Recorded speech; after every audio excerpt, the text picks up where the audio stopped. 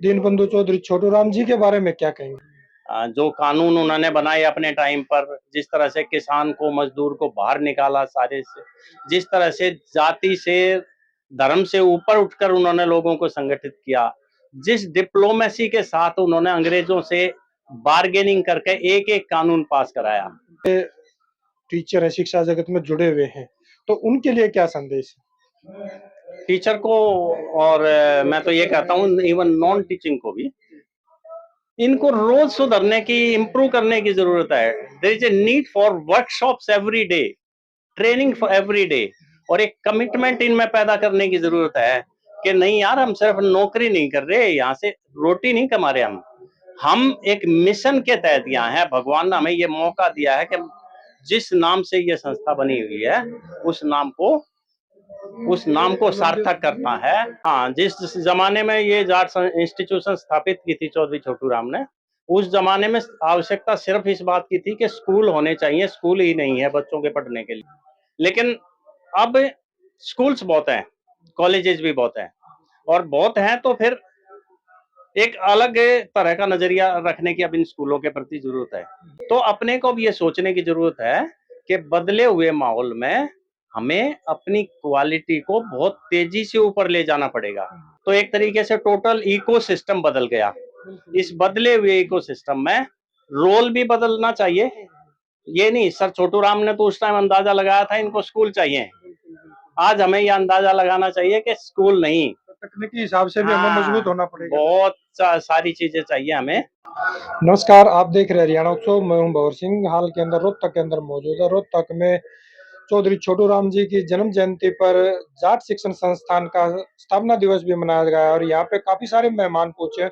उन्हीं मेहमानों में से डॉक्टर R B सोलंकी जी हैं। ये जींद यूनिवर्सिटी के वीसी भी रहे हैं, तो आज इनसे जान लेते हैं। सर, यहाँ पे पहुंचे हैं, कार्यक्रम इतना अच्छा किया गया, क्या जी कहेंगे जी सर? जी, कार्यक्रम अच्छा था, और अपनी जो पॉलिटिकल क्लास है उसको ये लगता ही है कि सर छोटू राम तो इतनी बड़ी शख्सियत थे, उनसे जुड़ी संस्थाओं में जाने में तो उनको भी अच्छा लगता है, और हमें तो लगता ही है कि भाई हमें इन संस्थाओं में विजिट करना चाहिए और कार्यक्रमों में भाग लेना चाहिए। सोलंकी सर, आपका भी शिक्षा के क्षेत्र में काफी लंबा अनुभव रहा है, वीसी भी रहे हैं, और आगे जाट संस्था का भविष्य किस तरह से देखते हो और क्या एडवाइस करना चाहेंगे आप ताकि बेहतर हो सके? हाँ, जिस जमाने में ये जाट इंस्टीट्यूशन स्थापित की थी चौधरी छोटू राम ने, उस जमाने में आवश्यकता सिर्फ इस बात की थी कि स्कूल होने चाहिए, स्कूल ही नहीं है बच्चों के पढ़ने के लिए।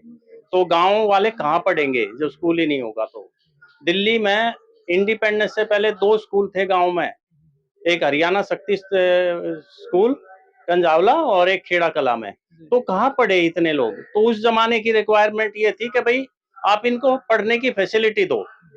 इन स्कूल्स ने उस फैसिलिटी के तहत बहुत बड़ा कंट्रीब्यूशन किया है, और देश दुनिया में फैले हुए हजारों ऐसे लोग पैदा किए हैं जो जुडिशियरी में, जो सिविल सर्विस में, जो इंडियन फॉरेन सर्विसेज में, और जो मिलिट्री में, हर जगह बड़े बड़े पदों पर रहे हैं। तो इन स्कूल्स का बहुत बड़ा योगदान है। लेकिन अब स्कूल्स बहुत हैं, कॉलेजेस भी बहुत हैं, और बहुत हैं तो फिर एक अलग तरह का नजरिया रखने की अब इन स्कूलों के प्रति जरूरत है, क्योंकि इनसे बेटर इंस्टीट्यूशंस भी हैं।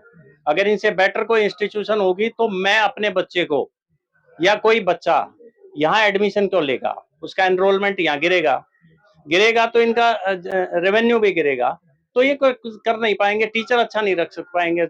तो अपने को भी ये सोचने की जरूरत है कि बदले हुए माहौल में हमें अपनी क्वालिटी को बहुत तेजी से ऊपर ले जाना पड़ेगा, और उसके लिए जरूरी है कि इन इंस्टीट्यूशंस की गवर्नेंस, जो इनको गवर्न करने वाली एग्जीक्यूटिव कमेटी है, उनको और अपने फीते बढ़िया तरीके से, लेसेस को कसना पड़ेगा, टाइम लगाना पड़ेगा। और इंस्टीट्यूशंस को लीडरशिप देना एक दिन का काम नहीं है, 1 घंटे का काम नहीं है, it is a whole time job.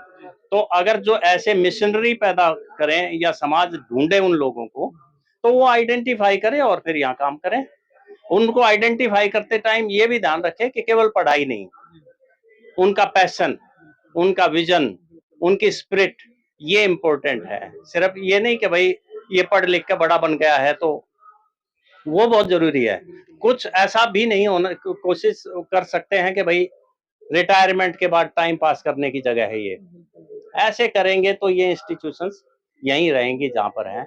तो उस तरह के लोगों को आइडेंटिफाई करके इंस्टीट्यूशन को अपना रोल भी बदलना पड़ेगा। 50 साल पहले हमें 10वीं 12वीं करानी जरूरी थी, आज हमें बढ़िया शिक्षा देनी और उसके बाद शिक्षा के साथ बढ़िया उनकी सॉफ्ट स्किल को डेवलप करना उन बच्चों की, ताकि वो कहीं भी कॉन्फिडेंस के साथ खड़े हो सके, बात कर सके, अपना करियर बना सके, चाहे वो बिजनेस में जाते हैं, चाहे वो जॉब्स में जाते हैं, तो वो कर सके।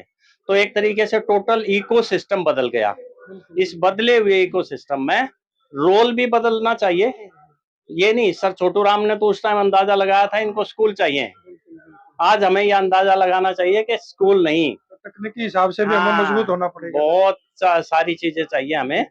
तो उस हिसाब से नहीं होंगे तो एनरोलमेंट जैसे इन संस्थाओं का गिरता जा रहा है, और ये इसलिए भी गिर रहा है कि कुछ लोग इसको फुल टाइम नहीं कर रहे, वो पार्ट टाइम कर रहे हैं कि भाई ठीक है मैं कमेटी में हूँ, आता हूँ जाता हूँ। आप मॉनिटरिंग नहीं करेंगे, पानी भरेगा तो वो तो सड़ेगा ही पानी एक जगह पर, है ना। स्टैग्नेंट वाटर तो ऐसे ही करेगा। तो दो ही चीजें हैं, अपने रोल को रीडिफाइन करना इन इंस्टीट्यूशंस को, इन स्कूलों को जरूरी है कि ये अपनी भूमिका एक बार फिर रीडिफाइन करें और गवर्नेंस सुधारना। बस।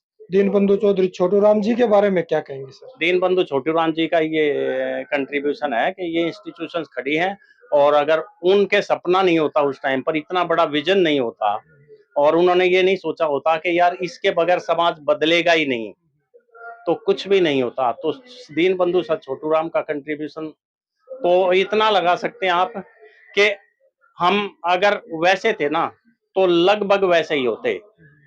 जो कानून उन्होंने बनाए अपने टाइम पर, जिस तरह से किसान को मजदूर को बाहर निकाला सारे से, जिस तरह से जाति से धर्म से ऊपर उठकर उन्होंने लोगों को संगठित किया, जिस डिप्लोमेसी के साथ उन्होंने अंग्रेजों से बार्गेनिंग करके एक एक कानून पास कराया, तो बड़ी चीजें हैं उनकी। उस टाइम उनका विरोध भी काफी किया गया था। बहुत बहुत हुआ था विरोध, इसलिए हुआ कि उन्होंने कांग्रेस पार्टी छोड़ दी, और कांग्रेस पार्टी ये चाहती थी कि ये इनको किसानों को और मजदूरों को झोंक दिया जाए, और वो जो बैठे थे बड़े नेता, वो उनको इन किसान और मजदूरों की चिंता नहीं थी, उसको तो दर्द था।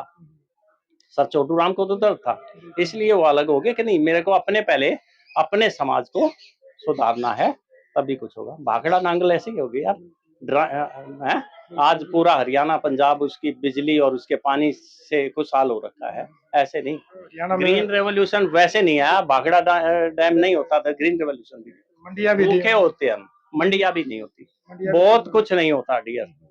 मेरे ख्याल में इतना बड़ा सामाजिक कंट्रीब्यूशन परिवर्तन और किसी आदमी ने रिसेंट हिस्ट्री में, प्री इंडिपेंडेंस की हिस्ट्री में समाज के लिए किसी ने काम किया। सोलंकी सर, एक बात और मैं पूछना चाहूंगा, जैसे टीचर है, शिक्षा जगत में जुड़े हुए हैं, तो उनके लिए क्या संदेश है? टीचर को, और मैं तो ये कहता हूँ इवन नॉन टीचिंग को भी, इनको रोज सुधरने की, इम्प्रूव करने की जरूरत है। There is a need for workshops every day, training for every day, और एक कमिटमेंट इनमें पैदा करने की जरूरत है कि नहीं यार, हम सिर्फ नौकरी नहीं कर रहे, यहाँ से रोटी नहीं कमा रहे, हम एक मिशन के तहत यहाँ है। भगवान ने हमें ये मौका दिया है कि जिस नाम से ये संस्था बनी हुई है, उस नाम को सार्थक करना है, उसको दोबारा से अगर रीओरिएंटेड करने की जरूरत है सारे को, तो उनको करने हैं। तो टीचर उस भूमि में काम होगा तो कुछ करेगा, नहीं तो वो अपनी तनख्वाह लेके अपने घर जा रहा है। तो ये थे प्रोफेसर डॉक्टर आर.बी. सोलंकी जी। इन्होंने बताया कि जो शिक्षा जगत से जुड़े हुए हैं, टीचिंग नॉन टीचिंग, सभी को अपने आप को प्योरीफाई करने की जरूरत है, वर्कशॉप्स की जरूरत है। समय समय पर जिस तरह से आधुनिक युग है उसी हिसाब से अपने आप को ट्रेंड करने की जरूरत है, तभी आप एक संस्थाओं का अच्छा नाम कर पाएंगे और संस्थाओं को अच्छी बुलंदियों तक लेकर जाएंगे। तो इस तरह की अपडेट जानने के लिए जुड़े रहिए हरियाणा उत्सव के साथ। नमस्कार।